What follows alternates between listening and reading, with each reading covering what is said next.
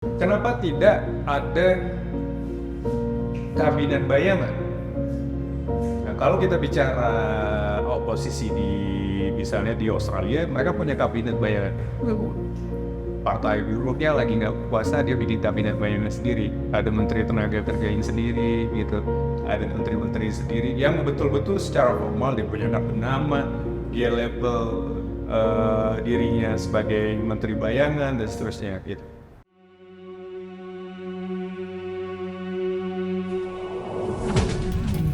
Kalau hanya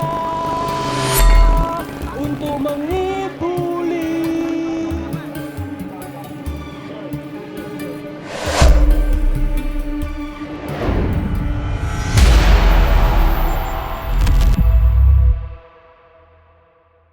Dan walaupun tadi dan sebut juga tentang yang di Australia, berarti kan sekiranya Barbie punya banyak knowledge juga tentang pengalaman bagaimana oposisi di negara lain. Mungkin Barbie bisa cerita. Siapa tahu bisa. Iya, kalau oposisi di negara lain, seperti yang tadi saya bilang, oposisinya praktis hanya partai-partai di luar partai penguasa. Tuh Bentuknya misalnya, partai berarti ya. iya, rata-rata bentuknya partai. Tapi yang non partai biasanya masuknya ke gerakan sosial, ya kan, advokasi, gitu. Dia bukan blok politik untuk secara permanen jadi oposan, gitu. Eh, dia lebih banyak misalnya lari kepada gerakan sosial ataupun advokasi. Gerakan sosial bisa jadi gerakan sosial yang cukup radikal ya, gitu ya. Misalnya kayak yang terjadi di Ukraina 2014, bahkan sampai bisa menurunkan presiden Ukraina, gitu. Kemudian bisa bisa membuat gerakan sosial yang sangat besar. Tapi idenya waktu itu triggernya waktu itu karena terkait keterlibatan ataupun kerjasama dengan EU. Walaupun pasti ada problem-problem yang lebih yang Kompleks dari itu. yang kompleks dari itu ya, gitu, ada banyak rentetan problem. Tapi rata-rata kelompok masyarakat sipil kita lebih banyak membuat gerakan sosial, mengadvokasi sesuatu isu, ataupun mengadvokasi sesuatu kasus. Tapi tidak, ataupun sangat minim saya temukan, betul-betul ada blok politik yang memang berada vis-a-vis dengan di establishment. Kalau di US namanya di establishment, kalau Demokrat dan Republik itu di establishment. Oke. Kalau waktu Bang Alif ikut umbrella movement ini gimana Bang waktu di sana? Saya nggak ikut umbrella movement, tapi mungkin keliru Cila, ya saya sempat terlibat untuk aksi langsung yang Occupy Wall Street Oh, justru malah di Amerika di berarti. Amerika, ya tapi cuma gitu. Saya ingin mempelajari kenapa sih orang bisa aktivis-aktivis sana bisa bikin movement yang luar biasa besar, mobilisasi yang besar dan ditiru di berbagai negara. Gerakan Occupy Wall Street sempat juga di Indonesia ada beberapa kali aksi Occupy Bursa Efek Jakarta waktu itu, gitu. Tapi menarik untuk melihat Occupy Wall Street bisa mempengaruhi banyak gerakan di dunia, walaupun output ya dipertanyakan, gitu kan. Ya namanya sistem ekonomi kapitalis sudah berubah gitu. Tapi ya itulah gerakan, gitu. Dia bisa decline, gagal, bisa jadi berhasil, gitu ya. Di umbrella movement juga sangat sangat berhasil pada awalnya, gitu ya. Tapi kan kemudian direpresi luar biasa, gitu ya. Kemudian bikin partai, pemimpin partainya juga dipidanain. Sekarang aktivisnya juga banyak kabur keluar negeri, seniman banyak kabur keluar negeri juga, gitu ya. Dan ya praktis pemerintah Cina yang sangat berkuasa di Hong Kong, relatifnya drop luar biasa gitu. Tapi pengalaman di Hong Kong menurut saya bisa dijadikan pembelajaran juga di Indonesia. Bagaimana tadinya mulai dari satu isu saja, gitu ya, soal Hong Kong bergabung dengan kembali bergabung dengan Cina atau tidak dan seterusnya gitu ya. Kemudian ada kebijakan soal imigrasi dan seterusnya. Tapi mereka bisa menjadikan gerakan itu gerakan bersama sampai kemudian bahkan menjadi partai politik gitu. Itu menurut saya menarik walaupun di Aceh mereka direpresi luar biasa gitu. Nah, di Indonesia belum terjadi gitu. Anak muda bikin misalnya bikin partai yang berawal dari gerakan gitu. Misalnya mungkin ada yang berbayangkan anak-anak kamisan bikin partai gitu. Dan itu artinya ya dekat ya perbandingannya. Ya, oke. Nah, tadi berarti kan orang sejauh ini ya baru sebatas advokasi atas isu tertentu kayak gitu ya, Iya. belum beyond itu semua. Nah, kalau dari Mengalgi sendiri, juga selama ini aktif dalam mengadvokasikan isu-isu terutama ya karena memang aktif ada di bidang hukum. Nah, ada nggak sih Mbak semacam catatan penting gitu dalam gerakan dan di Indonesia itu sendiri? Nah, jadi kita mau posisi gerakan buat Jauh ya. baik ya, sebenarnya gitu. Jadi Iya. kalau bicara gerakan bantuan hukum struktural, gitu ya, kami orang-orang yang bergerak di bantuan hukum struktural itu gennya itu justru lawyer yang juga sekaligus politikus. Tapi bukan politikus partai ya. Kita memang harus berpolitik makanya LBH dulu juga selain bagian membela orang-orang yang ditindas lewat kebijakan gitu kan, zaman struktural, tapi juga membela kelompok-kelompok oposan gitu, membela petisi 50, kemudian mendukung ataupun membela pembuatan partai politik yang dulu tidak diperbolehkan karena ada sanksi pidananya, dianggap makar, subversif, kemudian membela teman-teman PRD juga kayak itu dan PRD dideklarasikan di LBH gitu. Artinya bantuan hukum itu bisa beyond dari services doang yang charity gitu kan, dan bahkan bisa membuat sebuah gerakan. Itu yang terjadi di periode sebelum 98 fungsi LBHI dan LBH itu cukup signifikan untuk gerakan reformasi. Kemudian kalau itu ya mereka terdiri dari para lawyer dan organizer, researcher dan sebagainya. Yang terjadi di Filipina kan juga demikian. Banyak peran-peran dari lawyer juga untuk menggulingkan kekuasaan yang diktator di Filipina. Kemudian di Malaysia juga aksi bersih gitu. Satu bersih dua juga banyak peran Malaysia Bar Association gitu. Jadi peran lawyer dan peran bantuan hukum itu juga cukup signifikan untuk politik ya, untuk gerakan politik, dan seringkali juga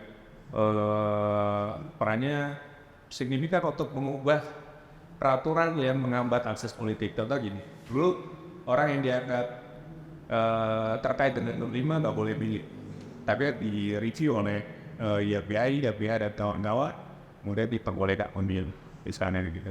Kemudian pilkada tadinya langsung kemudian dialihkan kembali ke DPRD gitu. Nah, kemudian diprotes oleh teman-teman LBH, ada banyak aksi dan baik bersama ya. Dan itu kemudian dibatalkan, ada perpu dikeluarkan oleh SBY. Nah, tapi kalau ditanya apa sih permasalahan bantuan hukum sekarang gitu ya. Nah, kalau bantuan hukum struktural sekarang menurut saya kita lebih disibukkan dengan advokasi di pengadilan di kepolisian itu yang kurang dari dari kita, jadi otokritiknya. Itu bisa disebabkan juga dari banyaknya kasus-kasus yang memang perlu didampingi. Iya. Gitu. Banyaknya kasus yang perlu didampingi sehingga kita disibukkan dengan kasus-kasus gitu. Padahal harusnya kita bisa beyond itu. Contoh gini, dulu YLBHI dan kawan-kawan itu mengeluarkan rancang paket undang-undang politik gitu, dan itu dibawa ke beberapa kota di Indonesia untuk dikontestasikan, dipromosikan, dan kemudian diakomasi kebijakan itu. Harusnya teman-teman yang bergerak di Badan Hukum Sipil bisa kapan itu kembali gitu, dan itu yang kurang menurut saya, karena kita disibukkan dengan kasus sehingga kita lebih kepada model defense, dan itu kasusnya banyak sekali di tengah nilai pembangunan oleh Pak Jokowi dan industri ekstraktif dan seterusnya gitu. Itu memang sangat menyibukkan teman-teman pegiat bantuan hukum ataupun pengacara publik gitu. Tapi harus ada langkah untuk keluar dari jeratan kasus-kasus tadi gitu. Kita harus bisa membuat juga tadi kalau ngomong soal oposisi dan konsep tadi harus memproduksi konsep-konsep tadi Indonesia itu mau diapakan gitu. Oleh yang lawyer harus bisa membuat itu. Ya benar ya Bang, berarti emang energinya udah teralihkan oleh itu kan? Teralihkan, kita sibuk dengan alerta gitu ya. Walaupun itu penting gitu, karena ya namanya kasus kita harus damping, kan nggak mungkin ada petani misalnya kayak di Kalimantan yang terbaru gitu, kan nggak mungkin biar Palangkaraya nggak dampingin gitu ya. Atau di kriminalisasi di tempat lain nggak mungkin. Haris Azhar Fathia kan nggak mungkin juga kita hadapin misalnya ketika dikriminalisasi oleh Lord. Ya. Nah, tadi Bang Lutfi sempat menyinggung bahwa ada review dan itu berhasil. Nah, aku sebenarnya penasaran sih Bang tentang terkait review berarti apa ya? Judicial review ya? Itu efektif berarti Bang? Ataukah seperti apa dalam perkembangan hukum itu? Ya, itu hanya salah satu strategi aja sih menurut saya gitu. Kadang efektif, kadang enggak juga gitu. Tergantung pengadilannya juga. Jadi kebijakan itu bisa dikoreksi oleh eksekutifnya berdasarkan desakan dari masyarakat, atau bisa dikoreksi melalui pengadilan, baik itu PN, PT UN, ataupun Mahkamah Konstitusi. Itulah yang dilakukan oleh pengacara publik, itu yang dilakukan oleh kelompok masyarakat sipil. Itu hanya salah satu strategi saja, dan terkadang juga berhasil gitu. Misalnya dulu ada undang-undang PHP untuk komersialisasi dan pendidikan, itu sangat buruk itu, kemudian dibatalkan. Ujian nasional dibatalkan lewat PN gitu. Kemudian menghambat hak politik orang yang diduga terkait menghambat gitu ya, itu juga dibatalkan. Tapi situasinya kan juga berubah. Sekarang sering dianggap guyonan ini keluarga sangat konservatif dan seterusnya gitu. Jadi peluang-peluangnya mengecil. Walaupun kemarin ada kabar baik juga kan, Undang-Undang Cipta Kerja disetujui, dipenuhi, dikabulkan judicial review-nya. Walaupun sekarang diuji lagi. Nah sekarang ada lagi pengujian kita lakukan terkait presidential threshold. Jadi Indonesia itu yang bisa menentukan siapa yang jadi presiden ya hanya sekitar orang saja. Ambang batas minimum itu ya? Ya, ambang batas minimum seorang jadi presiden itu harus partainya ataupun gabungan partai harus punya 20% di parlemen atau 25% suara nasional. Hambatannya itu menghambat akses banyak orang yang berkualitas untuk jadi presiden. Artinya orang-orang tertentu saja yang bisa mengendalikan dan mencalonkan presiden. Itu sedang diuji oleh partai buruh. Gitu. Jadi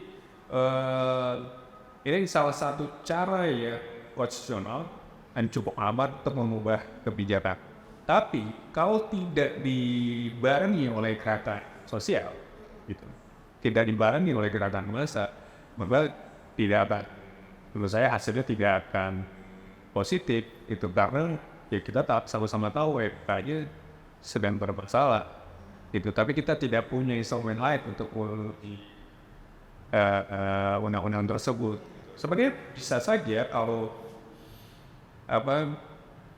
kalau mogok nasional, betul-betul nasional gitu ya, ubah presidensial threshold, ya bisa terjadi. Kemudian ada perpu untuk mengganti undang-undang pemilu gitu. Tapi perpu yang selama ini dikeluarkan Jokowi kan seringkali ya terkait dengan kepentingan pengusaha gitu kan, misalnya perpu yang cipta kerja kemarin kita tahu perpu ormas, ya kan, yang justru menurut kami melanggar hak warga negara untuk berorganisasi. Apakah mungkin Pak Jokowi mengeluarkan perpu terkait bahwa menghapus presidensial threshold dan sampai sekarang tidak mungkin gitu, sehingga gerakan PMK, judicial review dan juga didukung oleh gerakan masyarakat sipil, itulah yang kemudian bisa akan berdampak positif itu.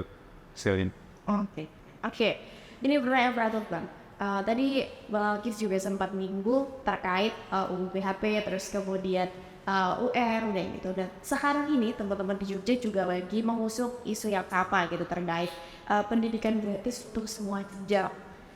Kalau dari Bang Alkif gimana tanggapannya terkait ini? Saya mendukung pendidikan gratis untuk semua jenjang. Jadi dari sejak lama bahkan kita mempromosikan itu ya. Jadi bahkan pendidikan tinggi gratis secara cuma-cuma itu sudah banyak orang yang tahu gitu ya, bahwa kan kita sudah ratifikasi Kovenant Internasional Hak Ekonomi Sosial Budaya di pasal 13 ya. Itu dikatakan pendidikan tinggi itu diselenggarakan dengan cuma-cuma secara bertahap. Bertahap itu gimana? Nah, bertahap dalam konsep ekonomi sosial budaya, pemenuhan hak ekosop ada namanya progressive realization. Jadi dipenuhi secara bertahap tergantung kemampuan dari negaranya. Jadi negaranya belum cukup kaya, ya oke, tahun ini atau 2 tahun ini gratisnya 50% ataupun diskon 50%. Tapi ketika dia sudah mampu sampai ada perjalanan sampai 1% seperti itu. Cuma kan diskusi soal berapa biaya pendidikan tinggi yang real, itu kan nggak banyak. Yang banyak muncul kan biaya pendidikan tinggi mahalnya biaya bangunan gitu, ya kan? Asalnya. Ya, kalau dulu sebelum pendidikan tinggi undang-undang BAP, UI itu per tahun di bawah 1 triliun. Sekarang mungkin 3 triliun, UGM juga demikian rata-rata gitu. Itu karena nafsu membangun ini negara dan kan. Tapi kalau let's say semuanya dibangun sesuai standar gitu kan, dan kemudian pendidikannya sesuai standar gitu, itu berapa biayanya? Kita pernah menghitung secara kasar di tahun 2011-2012 itu sekitar 50 triliun untuk pendidikan gratis di Indonesia per tahun. Artinya seberapa dari? Ya, kalau kita melihat berapa anggarannya kepolisian, tentara, kementerian yang lain, menurut saya 50 triliun itu sangat mungkin gitu. Dan itu pendidikan setidaknya di kampus-kampus ataupun sekolah gitu. Jadi kalau misalnya biayanya 100 triliun, yaitu berapa negara bisa tanggung secara progresif, harusnya demikian ya. Tapi kan yang terjadi pemerintah menganggap pendidikan tinggi itu harus bayar.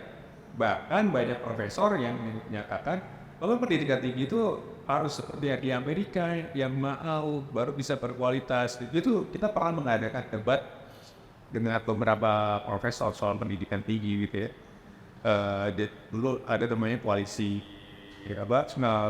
Komite Nasional Pendidikan, kemudian ada debat dengan beberapa guru besar terkait pendidikan tinggi, mereka acuannya ke US yang mana itu negara gagal dalam pendidikan, akses pendidikan. Menurut saya utang mahasiswanya aja $1 triliun, student loan, walaupun kemudian diampuni oleh Biden sebagian gitu kan, tapi mengampuni student loan dianggap sangat sosialis di sana.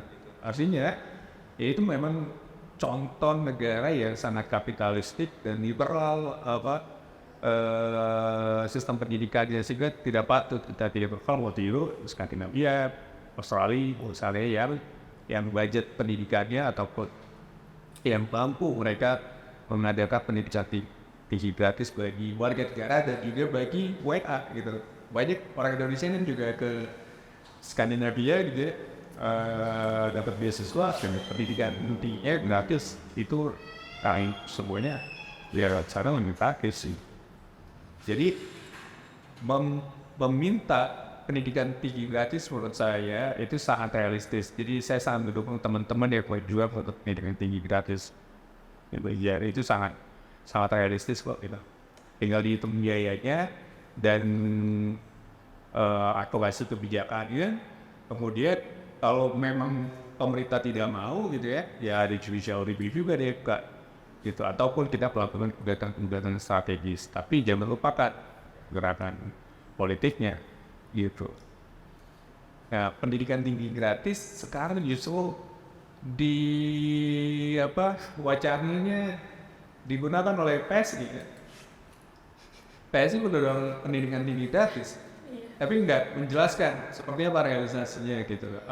Apakah ini untuk kampanye populer saja atau gimana? Dulu di 2008 tuh sebenarnya Gerindra ketika baru berdiri mereka mendorong juga demikian pendidikan tinggi gratis, hapus undang-undang PHP dan lain-lain. Itu yang dulu didorong oleh Gerindra. Kita sebagai kelompok masyarakat sipil ya harus curiga kalau ada partai yang mendorong isu-isu populer seperti itu. Apakah ini karena urgent atau karena ingin mengumpulkan suara saja gitu. Jadi ya kita lah yang harus mendorong hal tersebut gitu. Siap Bang. Nanti teman-teman jadi akan ngobrol juga sama dia tentang ya kita konsul dikit-dikit atau ini. Ya, saran saya kan ini kan seringkali gerakan Indonesia kan Jakarta sentris ya itu. Artinya gerakan terkait pendidikan tinggi gratis pusatnya di Jogja. Gitu, kita di Jakarta ikut. Oke, nanti kita ngobrol setelah ini. Makasih banyak untuk waktunya. Yes. Kita lanjut ketemu di seri oposisi bersama tamu yang lain. Asli lagi.